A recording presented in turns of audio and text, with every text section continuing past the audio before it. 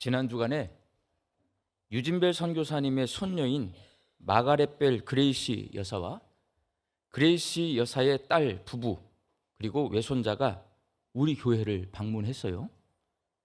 유진벨 선교사님의 3대, 4대, 5대 후손이 함께 저희 교회를 방문한 겁니다. 사본이긴 하지만 이분들이 방문해서 유진벨 선교사님이 직접 작성, 타이프를 치셨더라고요. 타이핑한 유언장 그리고 연대표를 우리 교회에 전달해주고 가셨습니다. 80세가 된 그레이시 여사가 추석을 앞두고 다리에 힘이 없으셔가지고 차를 올라갈 때, 봉고차에 올라갈 때 주저앉으실 정도로 힘이 없는데 한국을 오셨어요. 호남신학대학교 선교동산에 있는 할아버지 유진벨 선교사님의 묘지를 방문하는 모습을 보면서 올 추석 명절 더욱 의미 있다라는 생각을 했습니다. 이 추석 명절에 우리 양림교회 모든 성도들의 가정에 하나님이 주시는 화평이 있기를 바랍니다. 제가 부목사 시절에 미국에 있는 세들백 교회의 릭 워렌 목사가 쓴 책이 있어요. 목적이 이끄는 40일. 이 책을 가지고 사순절 40일 특별 새벽 기도회를 제가 사역했던 교회에서 한 적이 있습니다. 성도들이 40일 동안 새벽에 모여서 신앙생활에 5가지 원리가 있거든요. 예배, 교육, 섬김, 선교, 친교. 이 신앙생활의 5가지 원리예요. 이거에 대해서 생각을 하면서 내 신앙생활이 어떤지 새벽에 모여서 새벽 기도회를 하고 나눠가지고 같이 소그룹을 하면서 그렇게 점검하는 시간을 가졌습니다. 그리고 이렇게 생각하고 점검하는 것으로 끝나지 않고 40일 동안에 받은 은혜를 적용하고 결단하는 것, 이게 가장 중요하거든요. 말씀을 듣고 은혜 받고 끝나면 안 되고 그걸 내가 살아내는 거죠. 그걸 적용하기 위해서 개인이나 가정별로 따뜻한 마음을 담은 선물 상자를 만들어서 부활절에 도움이 필요한 이웃들에게 나눠주기로 하고 2,500여 개의 선물 상자를 모아서 지역에 전달한 적이 있습니다. 새벽 기도회를 준비하느라고 고생스럽긴 했지만 성도들과 함께 새벽을 깨워 말씀을 듣고 함께 기도하면서 신앙생활을 점검할 수 있어서 좋았고, 더 좋았던 것은 작은 선물 상자지만 모든 성도가 함께 말씀을 듣고 은혜를 받은 대로 나눔을 실천함으로써 그 말씀을 적용할 수 있어서 참 좋았던 기억으로 남아 있습니다. 성경 말씀은 듣고 은혜 받는 것에 능력이 있는 것이 아니라 말씀을 삶에 적용하고 말씀을 살아낼 때 능력이 있습니다. 디모데전서 3장 16절과 17절 말씀 함께 읽겠습니다. 모든 성경은 하나님의 감동으로 된 것으로 교훈과 책망과 바르게 함과 의로 교육하기에 유익하니 이는 하나님의 사람으로 온전하게 하며 모든 선한 일을 행할 능력을 갖추게 하려 함이라. 하나님의 말씀은 귀로 듣고 마음에 만족함을 얻는 것으로 끝나는 것이 아니라 선한 일을 행하는 데까지 이르게 합니다. 그러니 성도는 말씀을 듣는 것으로 끝나지 않고 들은 말씀대로 살기로 결단하고 그 말씀을 삶에 적용해서 살아내야 합니다.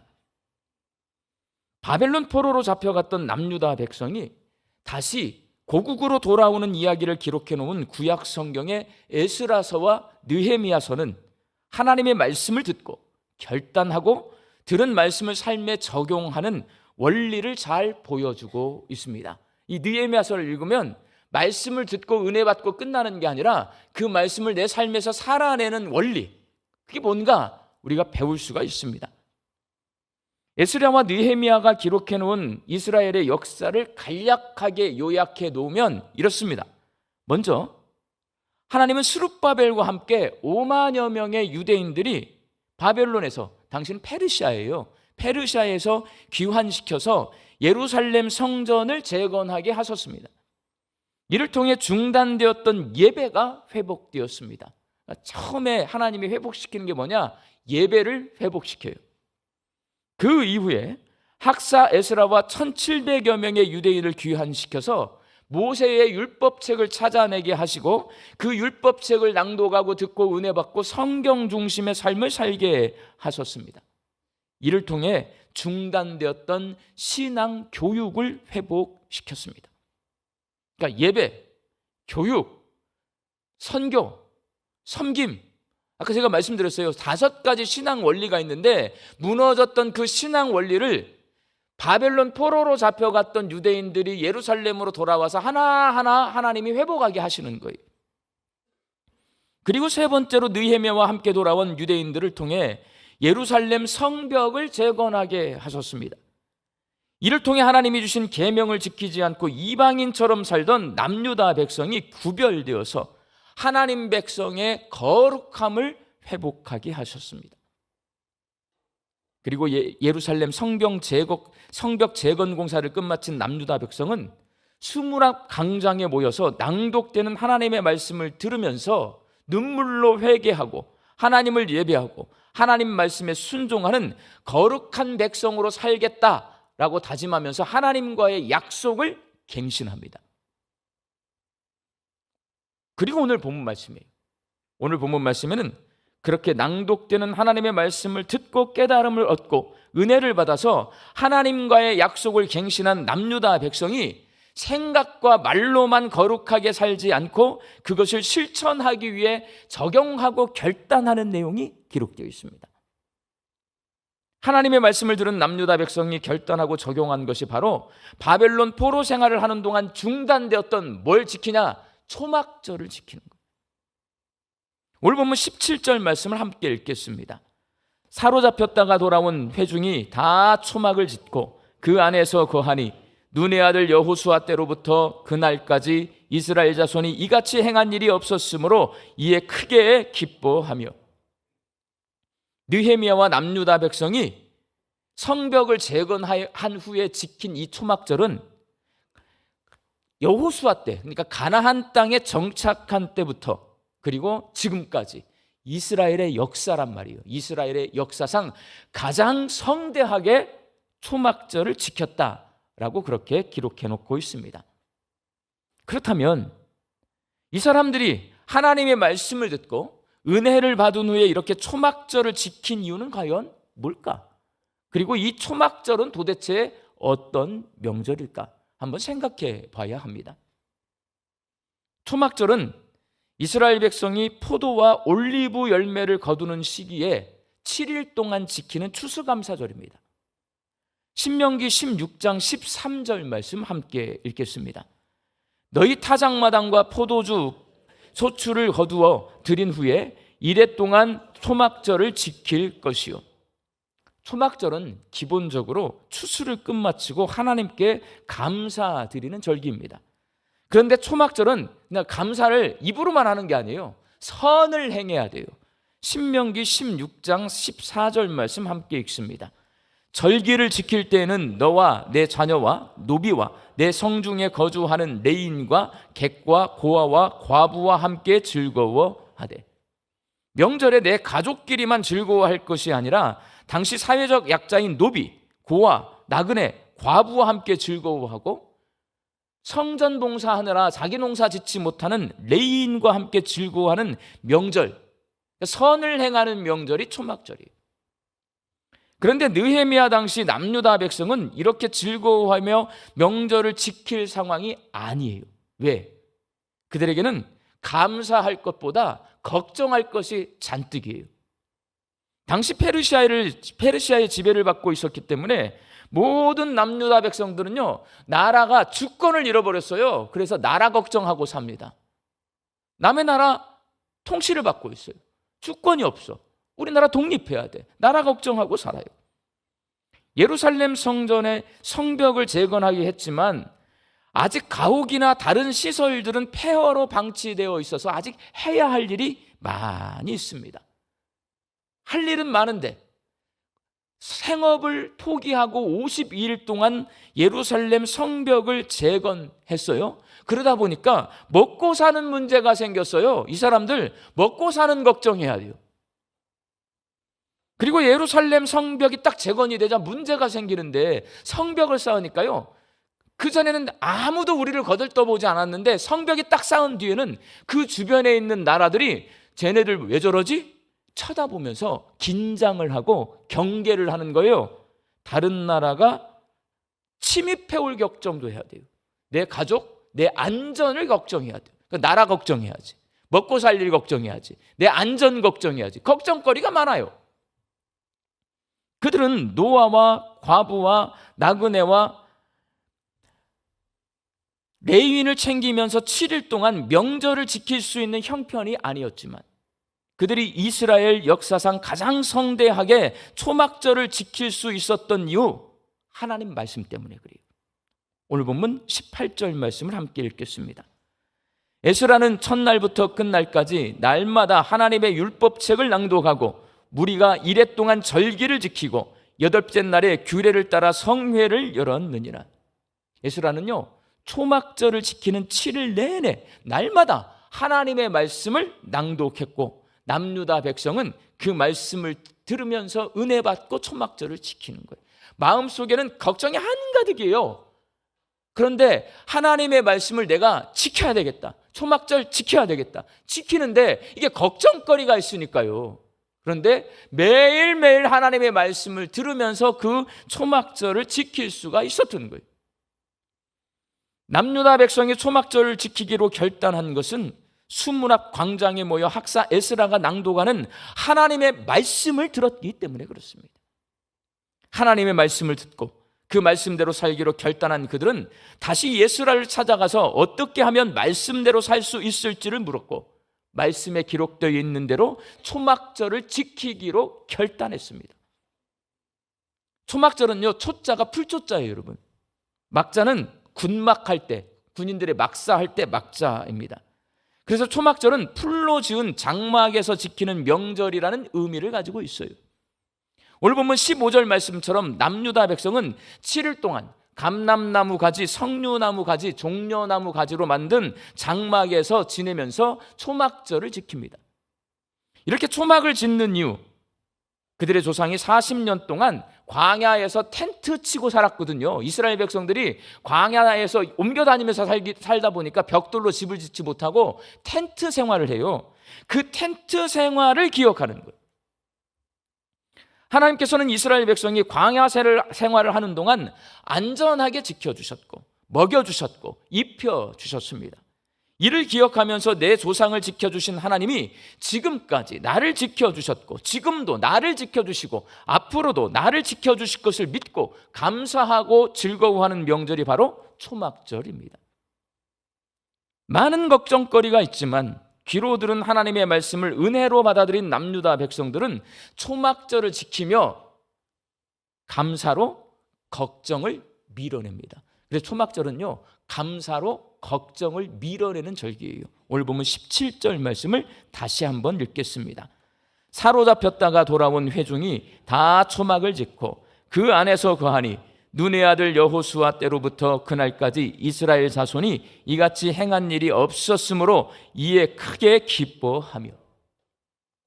바벨론 포로에서 돌아온 남유다 백성이 이스라엘 역사상 가장 성대하게 초막절을 지키며 기뻐할 수 있었던 이유, 마음속에는 걱정거리가 한가득이지만 초막절을 지키면서 말씀의 은혜를 받으면서 하나님께 향한 감사를 회복해서 그 감사로 걱정거리를 밀어내고 초막절을 지키는 거예요.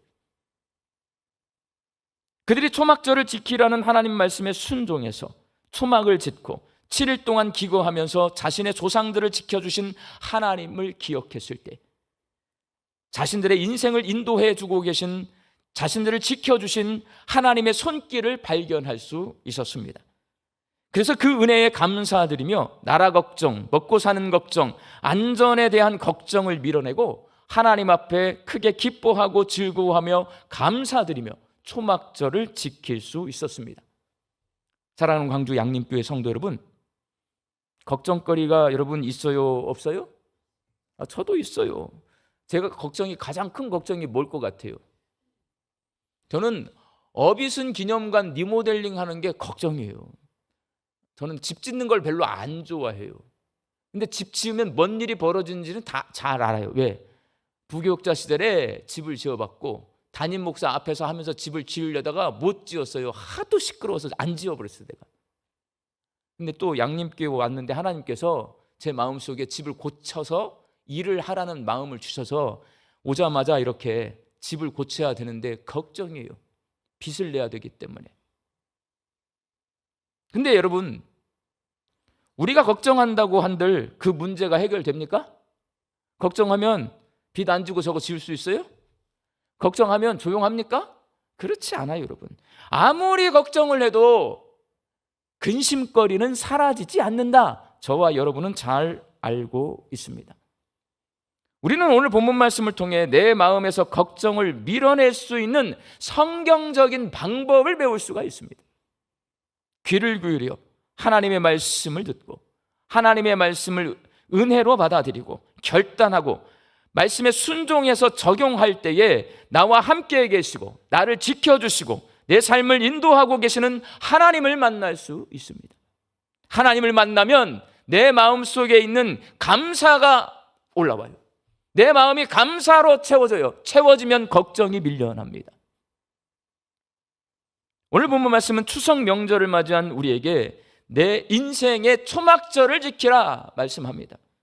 초막절은 출애굽한 이스라엘 백성의 광야 생활을 해상하며 하나님의 은혜를 기억하는 절기입니다. 광야는 어떤 곳이냐? 하나님의 손에 나 자신을 맡기는 곳입니다. 먹을 음식, 마실 물, 낮에 더위, 밤에 추위를 피하는 것도 모두 하나님께서 책임져 주시는 곳이 광야입니다. 그렇게 하나님의 보호하심 가운데 있음에도 불구하고 광야 생활을 견디기 힘들 정도로 우리는 고통스럽고 거친 곳이 어디냐? 광야 생활이에요. 말씀을 준비하면서 곰곰 생각해 봤어요. 나도 내 인생의 초막절을 한번 이 추석 명절에 지켜봐야 되겠다. 내 광야 생활은 언제였는가? 많은 광야 생활이 있어요. 목회가 광야 생활이에요. 이거 힘들어. 제 소원이 뭔지 아세요? 은퇴했으면 좋겠어. 이 목회가 힘들어요, 여러분. 근데 그 가운데 목회자로서 처음 만난 광야 생활, 제 첫 번째 교육전도사 사역을 할 때예요. 제가요, 첫 번째 교육전도사 사역을 할 때 이제 신학교에 입학을 해가지고 1학년 2학기가 되니까 교수님이 저를 소개를 해줬어요. 그런데 호남 지방에서 가장 큰 교회 교육전도사로 소개를 해주셔서 됐어요. 가면 돼. 근데 여러분, 전화가 한 통 걸려왔어요. 알지도 못하는 목사님이 저한테 와보래요. 근데 제 손에 뭐가 들려있는 줄 아세요? 그 목사님 교회 찾아가서 만나 뵙고 이제 제가 가야 될 호남에서 가장 큰 교회 가서 이력서를 제출하고 제 이력서가 손에 들려 있었어요. 근데 그 교회를 갔더니 그 목사님이 중등부 아이들 4명 앉혀놓고 그냥 저를 쳐다보지도 않고 제가 들어가니까 너네 전도사님 오셨다 그러는 거예요. 순간 머리가 되게 복잡해요. 이 아이들의 똘망똘망한 눈망울이 네 전도사님 오셨다 그러니까 애들이 막 박수치면서 와 좋아하는데 얘네들을 놓고 호남에서 가장 큰 대형 교회에 교육전도사로 가야 될까? 제가 갔을 것 같아요? 안 갔을 것 같아요? 안 갔어요. 여러분 착해요? 안 착해요? 착하잖아. 그러면 여러분 복을 주셔야 될 거 아니야. 그러면 거기서 막 존경받고 우리 전도사님 대단하다 해야 될 거 아니에요. 그렇지 않아요. 광야는요 고달퍼요. 거칠어요. 그 교회에서 그날부터 교육전도사로 사역을 시작했습니다. 목회자가 그 교회는 없어요. 가자마자 목사님이 주보 제작시키더라고요. 컴퓨터 잘하는가? 네. 그럼 주보 만드소? 네. 그날부터 제가 주보를 만들었어요. 간사가 없어요. 제가 교육전도사인데 행정 업무해요. 기사가 없어요. 차량 운행해야 돼요. 관리집사가 없어요. 그날부터 교회 청소했어요. 방학 때는 새벽 기도회 차량 운행도 해야 되고 내가 방학만 하면 담임 목사님이 기다렸다는 듯이 새벽 기도를 저한테 많이 맡기더라고. 새벽 기도 설교도 해야 돼요. 제가 맡은 부서는 청년부와 청소년부 2개 부서를 맡았어요. 그런데 11시 예배는 찬양대원으로 테너 파트에서 찬양도 해야 돼요. 헌금 시간에 헌금위원이 없으니까 찬양대석에 있는 내가 가서 헌금위원 해야 돼요. 교육전도사인데 수석 부목사의 사무관사의 관리집사 역할까지 제가 한 거예요. 힘들게 주일 사역을 끝마치고 기숙사로 돌아와서, 기숙사에 있으면 이제 전도사님들 다 돌아옵니다. 그러면 동기 전도사님들하고 얘기를 해보면, 광주 시내에 좀 큰 교회에서 사역하는 동기 전도사들 얘기를 들어보면 자기 부서 사역만 해요. 유년부면 유년부, 중고등부면 중고등부, 그 외에는 안 해. 근데 저는 뭐예요? 그 전도사님들보다 4-5배 많은 일을 하고 있더라고. 사례비는 또 내가 더 적어. 처음 해보는 사역이라 실수도 많이 해서요. 그 정도 일을 하면 칭찬을 해줘야 될 거 아니에요. 그런데 처음 해보니 실수가 얼마나 많아요. 담임 목사님한테 혼나, 성도들한테 혼나, 맨날 혼나. 무척 힘들었지만 그렇게 해야 되는 줄 알고 했어요. 지금 생각해보면 하나님께서 왜 저를 그 교회로 데리고 가셨는지를 알 수 있을 것 같아요. 그곳에서 하나님이 제게 먹여주신 만나와 메추라기는 목회자가 어떤 마음의 자세로 목회를 해야 되는지, 목회자가 어떤 시선으로 교회를 바라봐야 하는지, 그리고 어떻게 성도를 돌봐야 하는지를 알게 하신 게 저에게 그 광야에서 먹여주신 만나와 메추라기예요. 목회자로 살아가는데 반드시 필요한 만나와 메추라기를 신출내기 교육전도사 처음 시작할 때 하나님이 저에게 먹여주신 거예요. 저는 제 인생의 광야 생활이었던 그 교육전도사 시절에 제게 만나와 메추라기를 먹여주신 하나님이 오늘도 동일하게 저를 인도하고 계심을 저는 확실히 믿습니다. 이 믿음 때문에 이것저것 걱정거리가 많지만 이 말씀을 준비하면서 은혜가 되어 감사가 나와요. 하나님 감사합니다. 우리 광주 양림교회 성도들이 하나님께서 오늘 우리에게 들려주신 말씀을 마음속 깊이 은혜롭게 받아들여서 2024년 추석 명절이 내 인생의 초막절이 되시기를 바랍니다. 그래서 내 인생의 광야 생활을 지날 때 나와 함께 하신 하나님을 기억하며 감사로 걱정을 밀어내는 이 명절이 되시기를 바랍니다. 그래서 여러분의 얼굴에 기쁨이 충만할 수 있기를 주님의 이름으로 축원합니다. 기도하겠습니다. 하나님, 이 추석 명절에 내 인생의 광야 생활이 무엇인지 생각해보고 그 광야 생활에서 날 인도하신 하나님을 발견하고 감사하게 하여 주옵소서. 그리고 하나님이 오늘도 내 삶을 인도하여 주심을 믿어서 감사로 걱정을 밀어내는 이 추석 명절이 되게 하여 주옵소서. 예수님의 이름으로 기도하옵나이다. 아멘.